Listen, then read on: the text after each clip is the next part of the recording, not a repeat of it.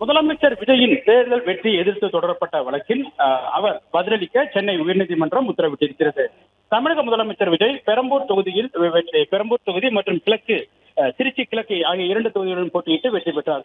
இந்த நிலையில் இவரது வெற்றியை எதிர்த்து பெரம்பூர் தொகுதியில் போட்டியிட்ட திமுக வேட்பாளர் R.D. சேகர் மற்றும் அதே போன்று தினேஷ் லட்சுமி நாராயணன் ஆகியோரும் திருச்சி கிழக்கு தொகுதியில் திமுக சார்பில் போட்டியிட்ட இனிக்கோ இருதயராஜ் உள்ளிட்டோர் சார்பிலும் வழக்கு தொடரப்பட்டது. இந்த வழக்குகளில் தேர்தல் விதிமுறைகள் பல மீறப்பட்டிருப்பதாகவும் அதே போன்று சொத்துக்கள் விவரங்கள் முறையாக தாக்கல் செய்யப்படவில்லை எனவும் மேலும் குற்ற வழக்குகள் உள்ளிட்டவைகள் சரியாக தேர்தல் மனுக்களில் தாக்கல் செய்யப்படவில்லை எனவும் எனவே ஒரு தேர்தல் வெற்றியை செல்லாது என அறிவிக்க வேண்டும் எனவும் மேலும் அவரது வெற்றியை ரத்து செய்ய வேண்டும் எனவும் இந்த வழக்குகள் அனைத்தும் தாக்கல் செய்யப்பட்டிருந்தது. இந்த வழக்குகள் அனைத்தும் இன்று சென்னை உயர்நீதிமன்ற நீதிபதி வி. லட்சுமி நாராயணன் முன்பாக விசாரணைக்கு வந்தது.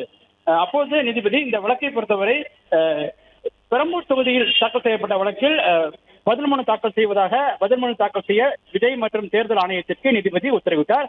அதே போன்று திருச்சி கிழக்கு தொகுதியில் போட்டியிட்ட திமுகவின் வேட்பாளர் இனிக்கோ இருதயராஜ் தாக்கல் செய்த அந்த மனுவில் சில குறைபாடுகள் இருப்பதாகவும் அந்த குறைபாடுகளை நிவர்த்தி செய்ய வேண்டும் எனவும் நிவர்த்தி செய்த பிறகு 3 வாரத்தில் பதிலளிக்க வேண்டும் எனவும் நீதிபதி லட்சுமி நாராயணன் உத்தரவிட்டார். இந்த வழக்கில் அடுத்த விசாரணை 3 வாரத்திற்கு வரும். அப்பொழுது அனைத்து தரப்பினரும் தேர்தல் ஆணையம் மற்றும் முதலமைச்சர் விஜய் ஆகியோர் பதில் மனு தாக்கல் செய்ய வேண்டும் எனவும் உத்தரவிட்டார். இதே போன்று அமைச்சர் ஆதவ் அர்ஜுனாவுக்கு எதிரான தேர்தல் வழக்கிலும் பதில் மனு தாக்கல் செய்ய ஆதவ் அர்ஜுனா மற்றும் தேர்தல் ஆணையத்திற்கு உத்தரவிட்டு நீதிபதி உத்தரவிட்டிருக்கிறார். அதே போன்று முன்னாள் அமைச்சர் ஏவா வெற்றியை எதிர்த்து தாக்கல் செய்யப்பட்ட வழக்கை விசாரித்த நீதிபதி வரத சக்கரவர்த்தி இந்த வழக்கில் முன்னாள் அமைச்சர் ஏவா வேலு மற்றும் தேர்தல் ஆணையம் ஆகியோர் 4 வாரங்களில் பதிலளிக்க வேண்டும் எனவும் உத்தரவிட்டிருக்கிறார்.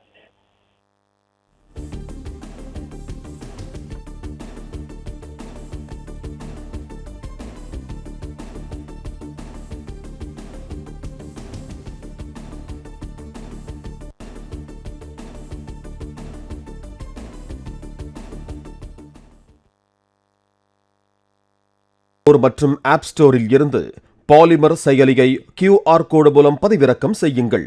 செய்திகளை உடனுக்குடன் பெறுங்கள்.